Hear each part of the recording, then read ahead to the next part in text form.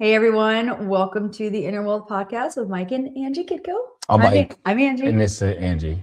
Today we are going into week 5 of our 10-week series called Unbreakable, where we walk through all the collapse and rebuild of our relationship and our lives. And today we have a prop. Today we're talking about probably my favorite topic is preferences, puncture, peace. Now, first of all, that great job starting the episode for the second week in a row. That was a huge act of courage, because maybe one day we'll do a blooper reel about how last week when I said, "Do you want to start?" she's like, "No," like fuck no, like it was an immediate no. But then she did a great job. It's a great job again. Each time it gets a little easier, right? Preferences, puncture, peace. I just remember one day getting a download.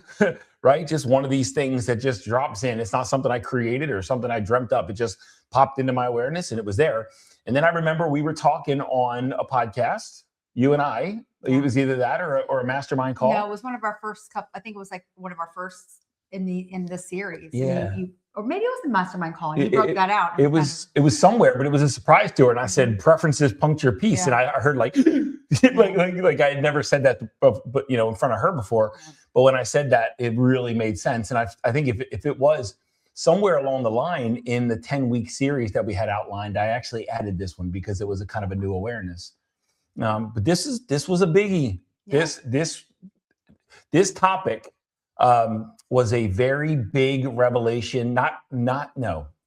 It was a gradual installation in our marriage, but I don't think we knew what we were doing, that we weren't conscious of it. And then when we became conscious, it was pretty obvious why all the suffering had shown up in our life and why in our lives together and kind of why things got so crazy and dramatic and drastic for a while. So one of my favorite topics. Anything to add to that? Well, I actually brought a prop today to demonstrate. So just going to jump out of the chute. Gotcha. All right, let's go. Whenever you're ready, go ahead. But this will set the stage. This will be good to set the stage. So I think that this will be a good way to really start to set out what we're getting ready to talk about. And when I noticed this yesterday, it was one of those moments where it was like, oh wow, you recognize your growth, because it was like, damn, years ago, that's what it pissed me off. So I have here, if you're listening, you're not going to see this, but I'm going to post a picture on social media to tease the episode tomorrow. I have right here, see, this is our little spatula. That's a clean. It's supposed to be a clean spatula. You see that? Clean spatula. And if you've ever heard me talk on this podcast before, I talk a lot about how I like a clean kitchen. She does. I like a clean kitchen. I love cleaning my kitchen. I love having a clean kitchen. Before we came downstairs today, I noticed a bunch of chicken gunk on the counter, and I was like, oh crap, I need to get that up. And Mike doesn't care about that. Well, it's not like I'm sloppy or messy. Yeah, but what is that? So I can tell the story behind it. Yes, you tell the story behind that. I've got my prop and you tell the story behind it. So this is look, every day I eat eggs, right? And I just posted on socials a couple of days ago. The season that I'm in right now with my eggs is 4 eggs, Swiss cheese, and Van Zandt seasoning. And that's like, it's a great way to eat eggs. But I get no promotion by Van Zandt's. It's just it's a seasoning I love. Hey, if they're open to it, we're available. But well, check this out. This is my favorite spatula. This little thing, I've had it for years, and it came with a wok set one time. And if you're watching, you can see the spatula. If you're listening, you can't. It's just about a little 8-inch spatula. It's kind of beat to hell. It's got some burn marks on it, but it came with a little wok set.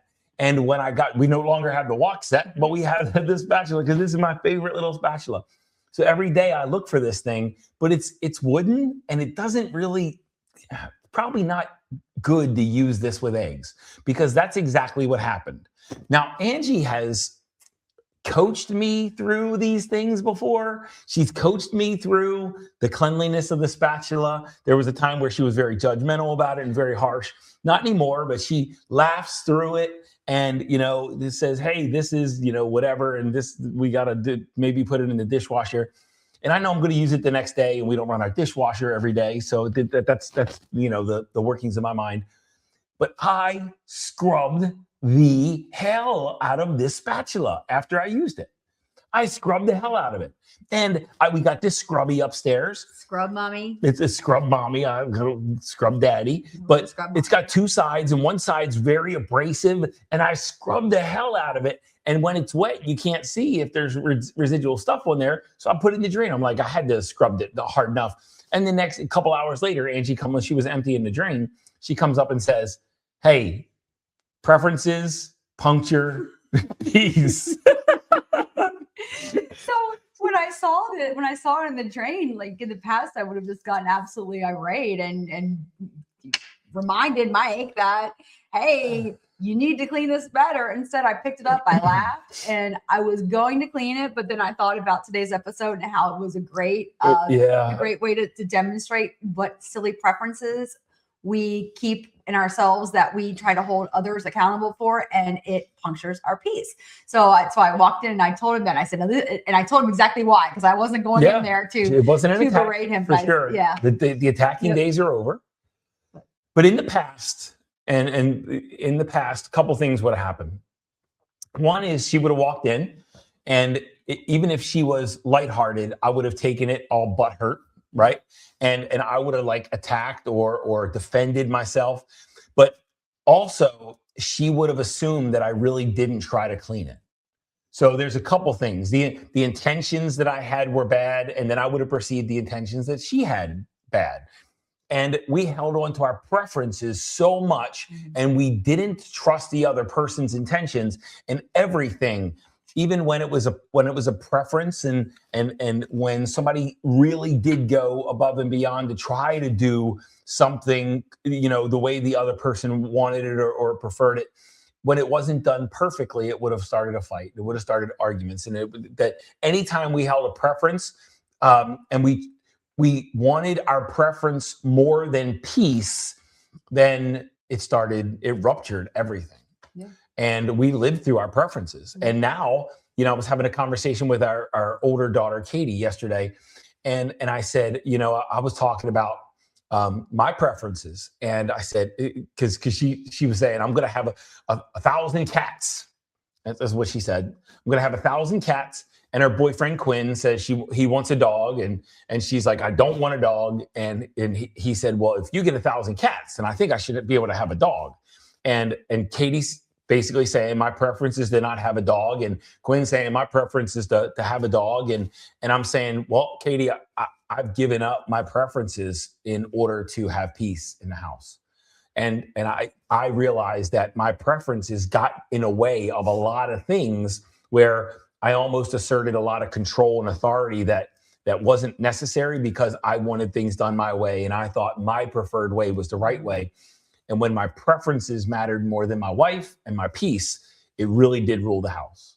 And we gradually let go of the need to have our preferences met and maintained. And we allowed the other person just to live and breathe. And if there's something I prefer that she doesn't, then I go and not clean up, but I go rearrange behind her. I don't do it in front of her. No, and vice versa. Yeah. I mean, you'll grab my coffee. I'm a drink hoarder. I'll have 3 cups in front of me at any time, and Mike will come and pick my coffee cup up at 4:30 p.m. Sometimes later. Last night it was like 8 o'clock. Hey, you done with this? But I don't do that from a place of anger or hostility. Yeah. I do it from a place of, there's a coffee cup, and it just, I'm going to put it in the dishwasher. That's it. It's not. But old Mike and our old way of living, there were so many little preferential conditions that we placed on each other that our peace was constantly being punctured, because our preferences mattered more than that peace. Yep, and we were fighting over spatulas. And coffee cups and chicken, whatever on that I had no idea. I didn't even see it. I didn't even know it was there. The point being is, and I don't want to keep just monologuing. Although I'm really good at that, at some point, you got to choose, do you love your partner more than your preferences? And if you need your preferences met, there might be something a little more to your nervous system, to your need for control, to your need to have things done in your way, instead of allowing other people to demonstrate their preferences. Yeah, and recognizing that when you see something that's not meeting your preference, the other person didn't do it intentionally. Like understanding that you didn't not clean the spatula to harm me or to make me mad. Yeah. Just not something you pay attention. You probably had 50 other things on your mind. Always got something swirling up there, something creative. And when I was sharing that with our daughter, that, you know, I don't have my preferences. I don't have a lot of my preferences met. And that's okay. I used to play victim to that, right? And every once in a while, there's a little victim bitch that creeps back into my mind and tries to get me back into victim mode. But, you know, I get to assert control and authority over that voice. But, you know, when I said I don't have a lot of my preferences met, but I'd rather have peace than my preferences. And Katie says, well, I don't think you need to give up your preferences. And we're upstairs in our sitting room, and Angie did a great job a couple years ago where the bathroom, the bottom, there's a chair rail on the sitting room or in the dining room and in the bathroom and every room. But she painted the sitting room. Yeah. She painted the bottom of the bottom below the chair rail in those three rooms, different colors. Mm-hmm. One's purple, one's blue, and one's red. And I just, when I told my daughter, I said, well, if it were up to me, every wall would be white in this house. Those three rooms, they wouldn't have a different color on the bottom. And there's a long time I tried to dictate that. And what I've realized, it didn't fucking matter. It really didn't fucking matter. It didn't matter. I was such a controlling asshole that I needed my way of living implemented in our lives, sometimes at the expense of her way of living. And that was the first time I really let go of control. It was, yep. And it felt good. It felt good because I got to see her in action, and I got to see her vision come to reality, and it caused me zero harm. Mm-hmm. And that's when I saw the peace in that. I'm like, got it. Let's go. That was years before we even got here. So but did you recognize it at that moment? Or was it something you recognized later on once you became more aware of the work? Yeah, definitely. It was, I guess it was the leading edge of that realization. It's like subconsciously you probably realized it, like just a touch of consciousness, but you didn't really, I see. It gave me a little hint of the, the future. Yeah. But man, I just remember that was the first time I had ever relinquished control in our relationship. And I always asserted dominance and asserted control, maybe because I was scared, but I think it was because I was afraid of losing control. I think that's what it was. And that was a feeling of peace that I had. So how did it feel when you got to express your preferences at the not the expense of mine, but instead of mine? When I got to paint my walls? Yeah. It felt really good because I'm our interior design, what we like and what we don't like are completely different. Yeah, for sure. I'm much more of a creative.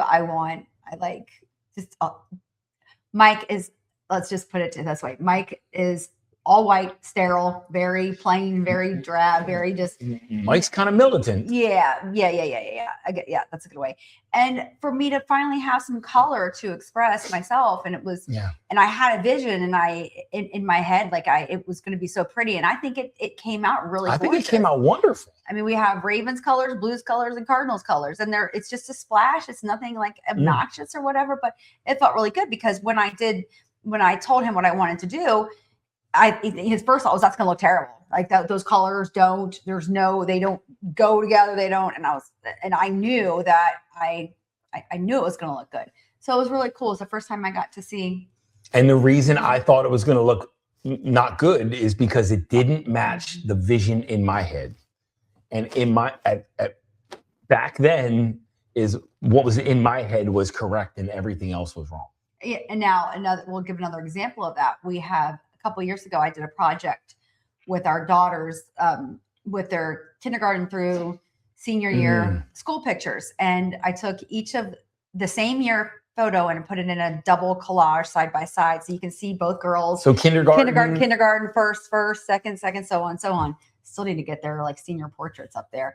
And my preference would be to have a really cool scattering of the pictures, the way they were hung up, not like militant like Mike likes. And I did the project and I let him have his militant preference there. So they are lined up 4x4. Yeah. I think the wall looks great, but I think it's organized in a way where you can see kindergarten first, second, third, and you can see the progression and you got a little of your way and I got a little of my way. And it's probably my favorite space in the house. Right. Because it's not your preference to even have a bunch of stuff on the wall. Yeah, so sure. Just to do that was big when I decided to do that project. But again, when I walked in and saw or every time I walk into that room and I see that wall, I look at it and I stare at it. And there's memories associated with each of those levels of growth that we experience with our girls. And it just unlocks so much like love in me. And also I look at certain age groups and I can see the pain in their face as well. I can see I can see where we were as a family and the pain. Just like my daughter Katie, our daughter Katie, there's two pictures where when you look at her, she doesn't have a smile on her face. She just has a little smirk, I guess you could say, but it's not really a smile. And she said there was like so much emptiness in those years. And I can see the emptiness on her face. I can see it. Yeah. But that wall brings me a lot of joy just looking at it. Yeah. And if I would have had my preference, then that wall wouldn't be there because everything in this house would be empty. The house would be empty. Everything would be white.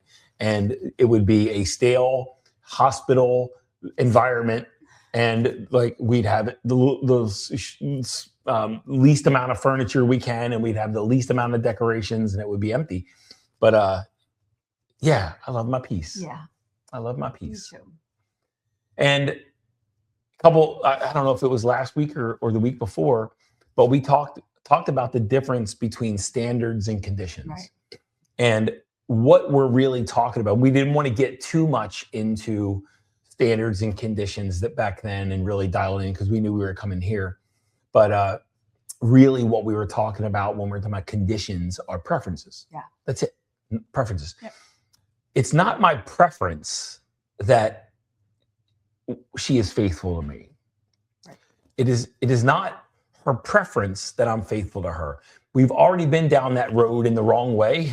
And we've already experienced that. And I don't think either of us want it. I know neither of us want anything to do with that shit anymore. And that's why the level of trust has grown. It's not a preference that we have fidelity in our marriage. It's a standard. Right.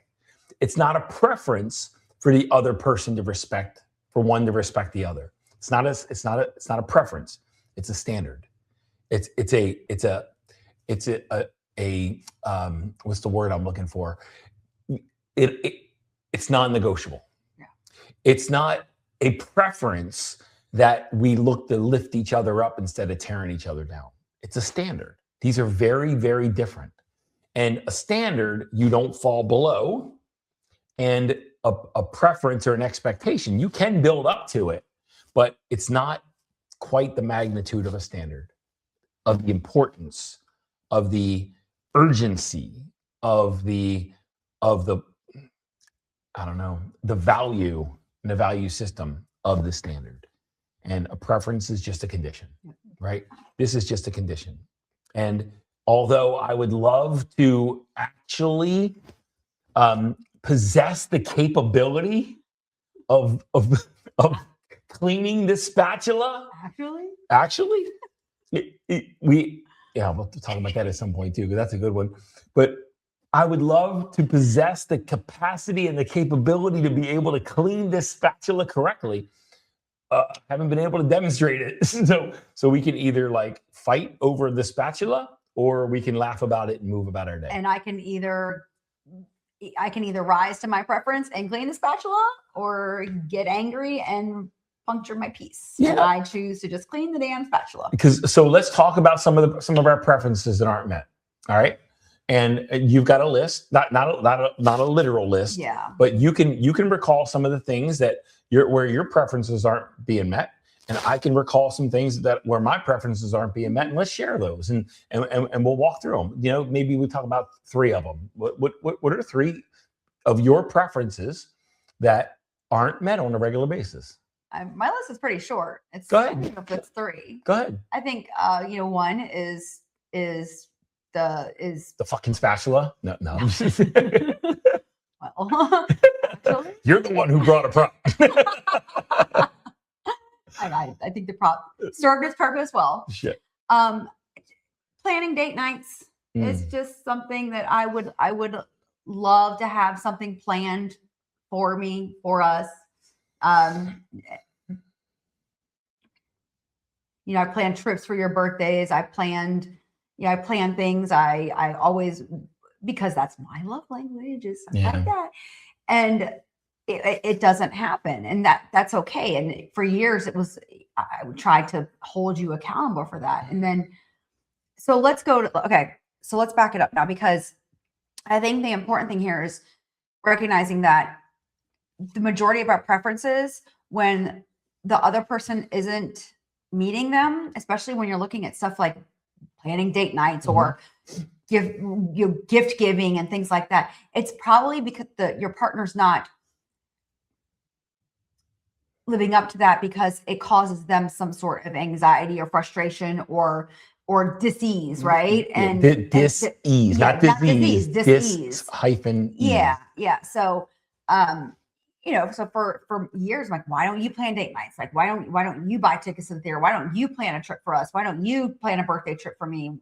And then when he did do it, he did plan a birthday party for me a few years ago, and he was so proud of himself. Yeah, I was. And then I got completely freaking just deflated. Yeah. Well, not by me. No, not by you. No, a comment was made secondhand, and it was okay.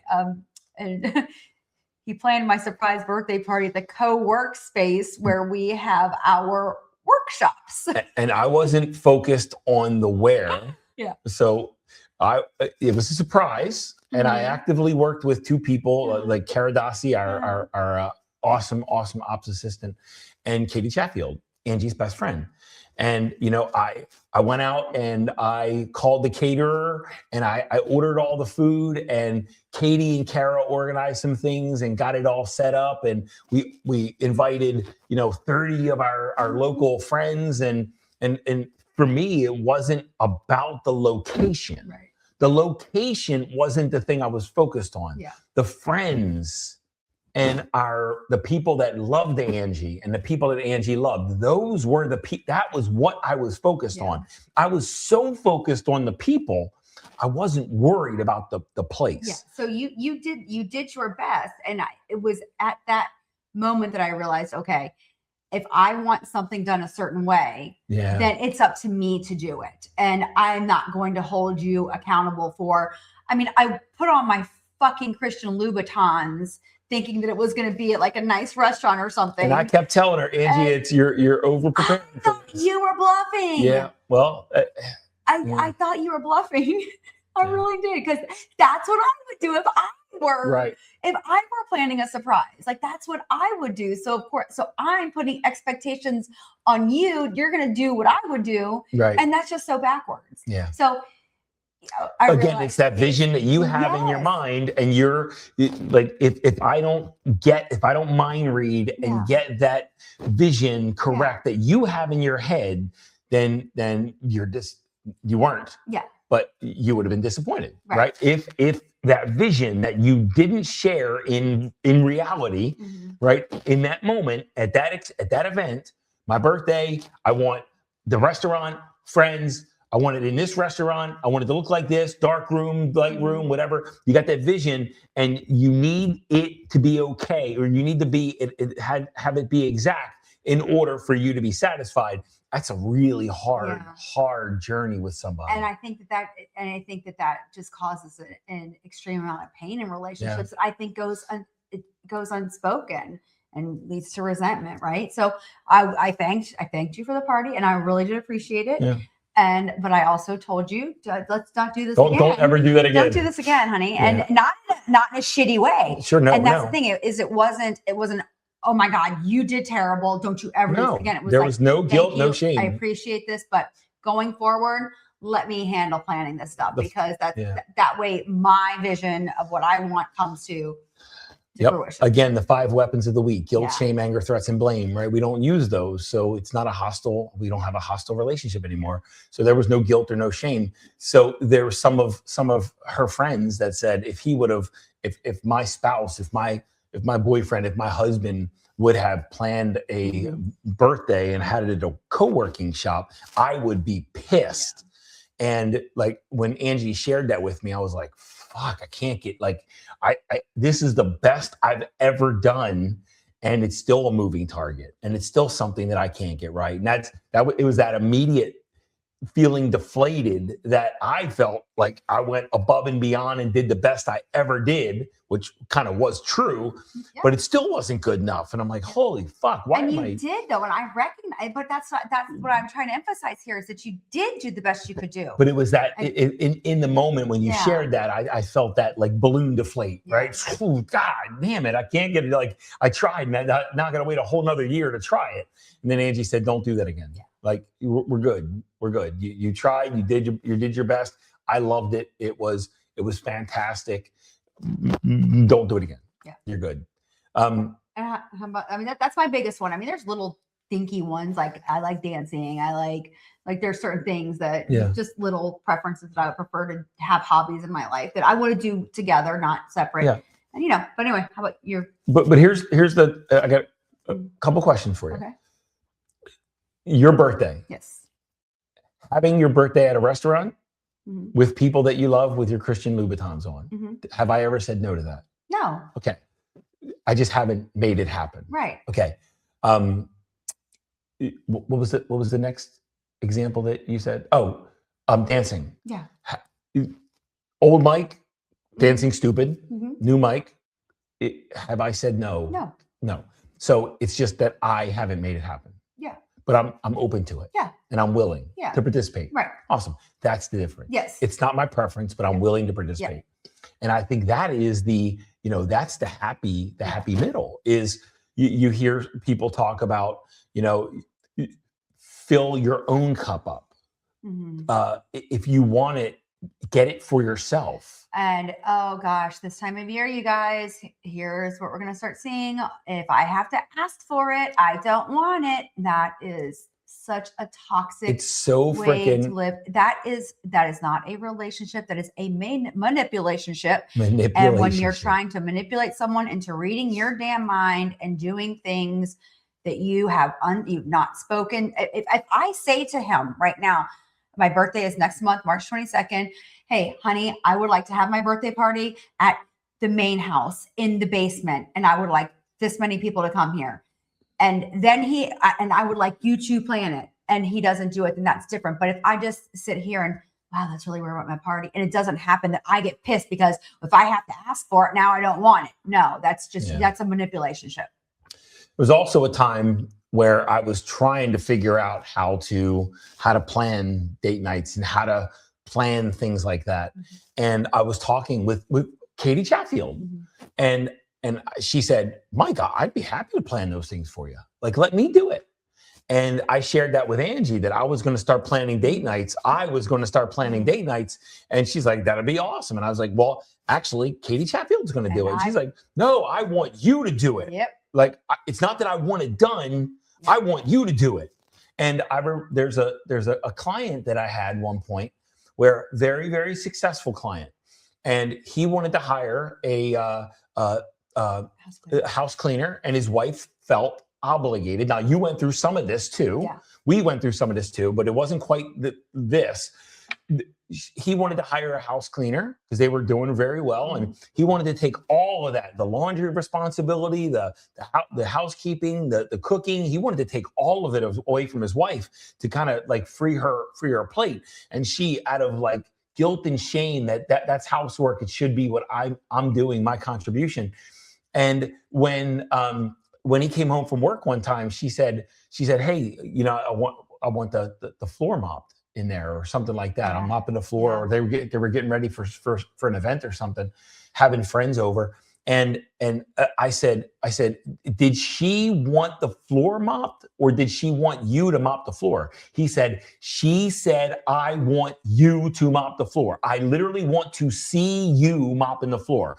It was almost like a power play. He's a powerful businessman, business leader, entrepreneur. And it's like she wanted to see him with a mop in his hand. It wasn't about having the thing done. It was about seeing him do it. Yeah. And I think that's where I don't like using this word a lot, but narcissism comes in. That I need you to meet my needs and my wants and my desires. Even though you can meet them a different way, I want to know that you did it regardless of how you feel and if you want to do it or not. Yeah. And I don't even think, looking back, I don't even know why it was important that you did it versus just saying, it's just like making a reservation. I don't know. I don't know why that was important. Yeah. I really don't. I have to think about that. Well, I think it was still not from a place of pain, but still this lack of understanding that preferences aren't that important. Yeah. And it was just a preference to have me do it. Yeah. It was like almost like a maybe validation of my love for you that I did it instead of outsourcing it, because I just wanted to get it done. Mm-hmm. And in fact, when I'm working with executive leaders and these guys that are high powered and high profiled, I'm like, get yourself a freaking assistant. Well, I mean, if you were going to plan a trip, you would use a travel agent most likely, because you're not a researcher. You don't enjoy that type of research like I do. So why would it be okay for you to use? I'm just thinking through that now because now I'm confused as to why I thought that. No, I think you still assigned, and there was nothing wrong, right? It was still an opportunity for growth, but it was still an assignment of you do it and then I'll feel love. Right. You do it and then I'll feel like you care. Yeah. And it wasn't from a place of pain, and it wasn't from a place of manipulation. It was a place from you were still living in that spot, that it wasn't the experience that you wanted, is you wanted to know that I created the experience. Something like that. And now you've evolved beyond that. Yeah. Knowing it's the experience that matters. It doesn't matter if you plan it, if I plan it, or Katie Chatfield plans it. Mm-hmm. It's the experience that matters, not the lead up to the experience. Yeah. And I think what helped me get through that was, I remember one time you were trying to plan something, and I've tried a billion times. I know, and watching like the angst and the indecision and the frustration that it caused you when I had evolved in my growth, and when I saw that, and I was like, oh shit, I don't want him to feel all these things. That's shitty. I don't want him to feel that. So why would I ask you to continue doing it? And I keep saying that, but why would I want the person I love more than anything in this world, my best friend, why would I want to be the cause of any angst, frustration, anxiety, or dis-ease? Yeah. Now I'm going to go back to an old girlfriend that I used to have, because I see a pattern, and I see a pattern in my life. All right. And it showed up at the beginning of our relationship. We've worked through it now, and we're working through it now. But the way this girlfriend would, the way she would operate is, if I was pulling it into the mall, and back then the malls were full and packed, and getting a parking spot was tough. Right now it's a ghost yard or a graveyard. And I'd say, hey, where's your preference to park? And I'm coming up with a ridiculous, example. And she'd say, oh, I don't care. And if I pulled into a certain parking spot, she'd be like, well, that one's closer. And it was like, I don't care until you choose, and then I care. It was, where you want to go for dinner?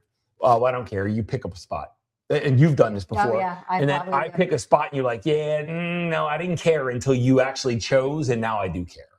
And it's like, those things are fucking deflating. Yeah. Like, there have been times where I have secretly signed us up for a show, a dinner, or whatever, something. I chose that we were going to go to this museum. I can't remember exactly what it was. And then I come in and I'm all excited and I'm prideful. And hey, I finally made a decision. So because you're like, would you just make a decision? Yeah. You say that all the time. And then I finally make a decision and I walk in and say, hey, we're going to the museum. You're like, I don't want to go anywhere tonight. Yeah. Like that shit's fucking deflating. Like that's when it's the same feeling that, when you plan an event at the co-working space and somebody says, well, I would have been pissed. It's like, fuck, man, the target keeps moving. Right. There's no way to hit it. Why am I even trying? It's those things, right? And so it takes some surrender on both sides. Good stuff. Yeah. Good stuff. My preferences, the ones that aren't met they're very ridiculous and meaningless. Like your robe in the bathroom. Yeah. Like clothes on our dresser. Mm-hmm. Like, and your clothes in the bathroom, your slippers in the bathroom, mm-hmm. your folded up clothes on the dresser, your clothes on there's a theme, mm-hmm. your clothes on the chair in our bedroom, all these your clothes strewn everywhere while all of my shoes are lined up, and I've got everything in the closet. And I've got no shoes or nothing on the side of my bed. And I've got nothing out. Everything's away. Everything's put away. And then I've got this much closet space. I'm trying to, on video, I got this much closet space. And then hers wraps around the entire rest of the thing. And her stuff sometimes ends up on my side that's this big. Like, I'm like, give me just a little space. And then little stupid things. Like on our closet, we have 5 hooks. We have a hanger for like belts and clothes. I'm doing good on this. You're doing better. Sometimes you still violate it. But anyway, there's 5 hooks and she's got 4 and I've got 1. And sometimes she'll take something and put it on my hook. I'm like, I just want 1 hook. I just want 1 hook. Can I please just have 1 hook? And it's these little things that have become humorous instead of points of frustration. Well, I'm ready to throw everything in that damn closet away right now. You're ready to throw everything away. Literally, I am in such a purge mode right now. So there's actually like 2 big bags of donation stuff on our closet floor right now. So it's kind of a mess, but yeah. But when I look at the clothes, and I say that about the pattern of the clothes being stuff like that. Man, it used to be so important to me. And now I see it, but I'll see through it. Yeah. Because it doesn't freaking matter, really. I just want peace in my household. I just want peace with you. I want to love you. And I just want peace. Yeah. Instead of being right. Yeah. And I think that's another thing my friend Brian Schroeder always talks about. I wanted to be, early on in his career in business, he wanted to be right more than he wanted to be successful. Like he would fight for, at one point he believed he was getting ready to go bankrupt and his business partner didn't. And he fought his business partner. He's like, I'm going to make us broke. I'm going to make us bankrupt because I want to be right. And he realized, that's kind of stupid. I wanted to be right more than successful. And when he let go of the need to be right, he became successful. So, it's letting go of the need to have my preferences met because, I've got sexual preferences that aren't being met. Like Angie is 46, 47. 48 next month. In premenopausal. Like she's at this age of life where what I prefer, she can't provide. And there's a time where I still felt that she should be the porn star that I had in my mind and, and serve in the way that whatever in this mind that I've always wanted in my relationship. But I am a willing participant. She is a willing participant. She doesn't say no. That's the key. She doesn't say no. She is a willing participant. If I can come up, and it's not like we live this big fantasy life, but I can come up with some crazy shit and she would say yes. She would participate, but she's not going to dream that shit up. And back in the day, I used to get frustrated that she wouldn't read my mind and she wouldn't initiate when I wanted her to initiate, or that she wasn't ready to go when I was ready to go, or when I was in the shower and I was getting washed and I'm like, she's going to be in bed naked. I know it. She's going to be in bed naked. She's going to read my mind. She's going to be in bed naked. And I'd come out and she was clothed and I'd be pissed because in my mind, I had this vision of what it should look like, just like in her mind, she has her vision of what her date night should look like or her birthday should look like. And we both had to let that go. We got to let it go. And when we let it go, we settled into peace. Yeah. And I think that's a very beautiful thing. Yeah. We have a very peaceful life. I think. We do. We do. And I'll do anything to protect. Our daughter is 23 years old. Her older daughter is 23 and our younger daughter is 21. And the older daughter, she's Katie, she pokes. She provokes. She'll say the thing. She'll do the thing. She knows the spot and she touches it. Yeah. She knows the word and she touches it. She knows the trigger and she'll go and scratch it. Mm-hmm. And I have learned and grown and have become resolute in the fact that she can poke, but I'm not going to attack. Just like last week's episode with Pete Davidson. Okay, right? I'm not. Angie and Katie start to have a conversation and it starts to get a little heated. I don't get involved. I prefer peace, but I don't get involved. Let them figure it out. Katie says that provocative word. Katie does that provocative thing, and I don't get triggered. Mm-hmm. And my preferences aren't being met because I'd rather those things not happen. But man, my peace matters more than my preferences. Preferences, puncture, peace. Standards, go and get in lockstep, right? Don't ever fall below your standards. Agree to what your standards are in yourself, in life, in your partner, and don't fall below them. But let all the conditions and all the preferences go. Okay, but hold up. The one preference that I believe should be standard in every relationship is, what temperature do you like the air around you? That's true. And I didn't hear this until after I was already married, right? After we were already married, is that the most important question you can sort out before you get married is, what temperature do you like the air around you? But I'm going to take it a step. And I say that tongue in cheek, but yeah. But I'm going to take it a step farther, right? I like taking showers with you. The question is, what temperature does your freaking wife like the water, right? Because Angie, holy shit, I can't even touch the water that she takes a shower with. It just scalds the fuck out of me. And she likes hellfire coming out of that.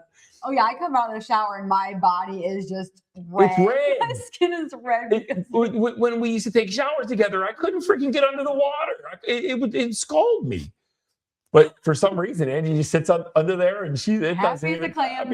Happy as a clam. I don't know. So it's my preference to take a comfortable shower and not a scalding shower. But when we were taking showers together, either I got my shower together or I was alone. Right? Shower together and getting scalded, or showering alone. So sometimes we got to compromise and make sacrifices.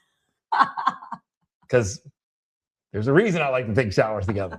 So anyway, guys, I hope that helped. This wasn't overnight that we just stepped into this place. All right. It wasn't an overnight evolution. It was work, event after event, after trigger, after trigger, after trigger. And communication. You're in a spiritual every relationship is a spiritual relationship. And on this morning's Soul Sciences call in our mastermind, we talked about the fact that you choose the partner who's most capable of triggering you, whose shadow is present, and who can trigger your shadows. Who their shadows are fully capable of triggering yours and will. And that's kind of why you're together is, when I was a little kid, and I told this story on the mastermind, when I was a little kid, my mom was physically and mentally, emotionally distant.